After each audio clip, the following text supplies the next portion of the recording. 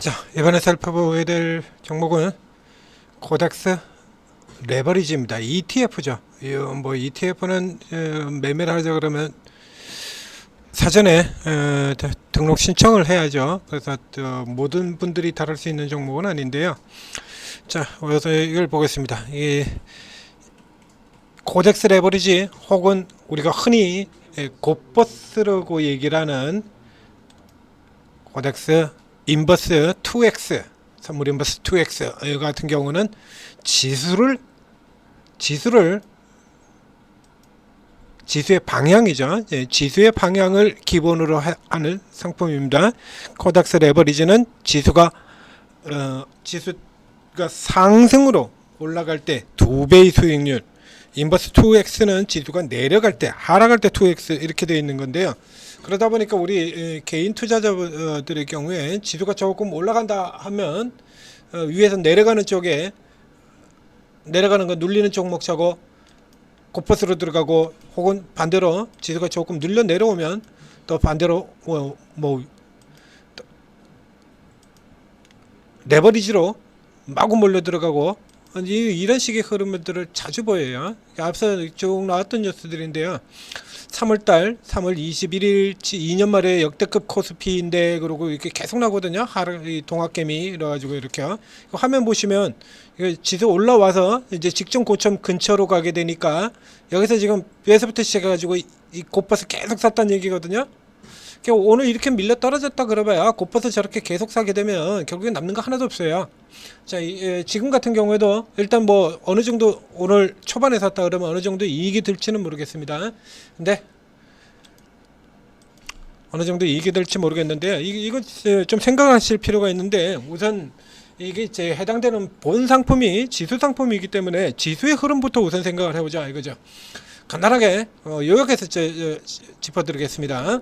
자, 지수는 이미 지난주 라이브 시간을 통해 가지고 이건 떨어지는 지수다라고 얘기를 해드렸어요. 그래서 일단 어느 정도는 그래도 여전히 저가에서 받치고 있기 때문에 아직까지는 저가 매수세가 굉장히 강하고 이어지기 때문에 밑에서 이렇게 돌아 나오는 흐름이 나올 거다.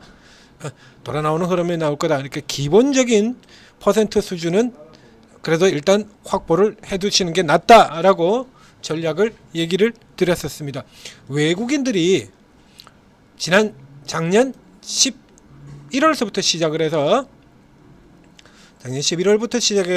현재까지,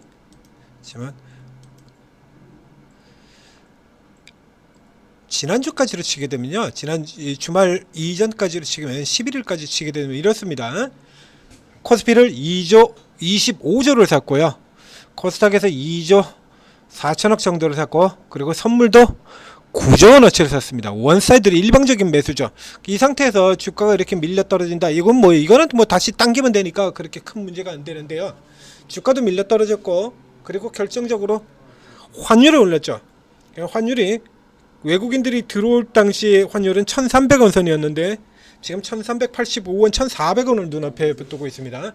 현재로까지만 친다면 외국인들은 이 환율에서만 이미 손실을 약 7% 정도의 손실을 보고 있다는 얘기죠.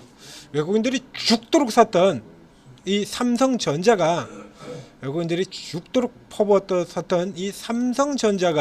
현재 외국인들이 평단 대비 10% 정도 이익이 남습니다. 10%. 그 10%에서 환율에서 손실 보는 7%를 까먹어 버리고 나면 남는 게 쥐뿔도 없어진다 이거죠. 그렇기 때문에 외국인들은 관리를 해야 돼요. 그러니까 환율이 내려가거나 혹은 시장이 꺾어져 내려갈 때를 대비한 뭔가 조치를 취해야 된다라는 얘기입니다. 그것이 지금 나타나고 있는 이 외국인들의 선물 매도가 되는 거죠. 선물 매도가. 그래서 이거는 외국인들은 이게 공식적으로 움직여 들어오는데요. 이미 앞서서 리딩에서는 2만 개까지는 스트레이트로 나올 것이다. 그리고 여기서도 조금 삐끗한다라고 하면 현재 사서 가지고 있는 하방에 대한 준비가 전혀 되어 있지 않기 때문에 선물이 아주 빠른 속도로 매도가 나올 수밖에 없습니다. 그래서 오늘 또 만약에 이스라엘이 보복 공격을 한다든가 이따위 짓을 하게 된다라고 하면 그러면 또 흔들리게 되고요. 그러면 외국인들 다시 여기서 또 추가로 선물을 한 2만 개 정도가 더 나오게 돼 있다는 얘기죠. 더 나오게 되어 있다는 얘기입니다. 그래서 이 선물이 먼저 매도가 되고, 그리고 그 다음에 주식이 선물을 주식을 살짝 다시 당겨 올리고 매도한 선물을 사고, 그리고 주식은 뒤에 팔고, 이런 공식으로 흐름이 이어져 나오게 되어 있거든요. 그러니까 이게 지금 선물을 매도를 하고 선물을 매도를 하고 주식을 사는 형태가 2단계, 그 다음 단계는 선물을 되사고 주식을 매도하는 단계예요. 그러니까 지금 3번 단계입니다. 3번 단계 다음이 뭐냐고? 4번 다 매도하는 겁니다. 선물과 주식을 몽창 다 팔아버리는 거예요. 그러니까 다 팔아버리기 전 단계입니다. 여기 이제 왔다 갔다 하면서 이 외국인들이 이 시장에 급격하게 변하는 데에 대한 대비를 하고, 그래서 팔고 나갈 때를 대비라는 거예요. 만약에 이 금리 인하도 다시 물 건너가 버리고 중동 쪽에서 팍 터지게 쌈질하고 이렇게 된다라고 하면 나가야죠. 팔고 나가야 되지 않습니까? 그러니까 팔고 나갈 때를 대비라는 거예요. 그래서 지금 같은 상황, 이 자리에서는 그렇게 레버리지를 매수하기 좋은 자리가 아니다라는 얘기죠. 앞서처럼 이렇게 뚝 떨어져 내려오는 흐름이었다면, 여기서 혹은 지금 이 지수가 뚝 떨어져서 레버리지 치면 18,000원대 되겠네요. 18,000원 오는 이 중기 추세, 지금 6개월 이상 넘는 이 중기 추세 하단까지 이렇게 쭉 내려오게 된다면, 이 정도는 그러면 레버리지 사셔야죠. 노리셔야 되는데, 여기서는 아니에요. 여기서는 뭐 그렇게 크게 메리트 자체가 없어요. 차라리 여기서 이걸 노리시느니 그냥 하이닉스를 사셔라 이겁니다. 그게 더 나아요. 어차피 레버리지 지수가 올라야, 그죠? 레버리지는 지수가 올라야 이익이 나는 상품이거든요. 지수가 올라야 이익이 납니다. 그 현재 상태에서 우리 증시에서 지수가 오르려고 그러면 뭐가 올라야 되냐 이거야. 지수가 반등이 나오려고 그러면 뭐가 올라야 돼요? 하이닉스 아닙니까? 삼성전자 하이닉스죠. 현재 우리 증시에서 지수 오르려고 그러면 뭐 덮어놓고 삼성전자 하이닉스 아닙니까? 차라리 하이닉스는 뭐 위에 붙어가지고 떡 붙어가지고 뭐 공간이 없어서 여유가 없다? 삼성전자 사시면 되죠. 그러면 삼성전자 저가 들어왔잖아요.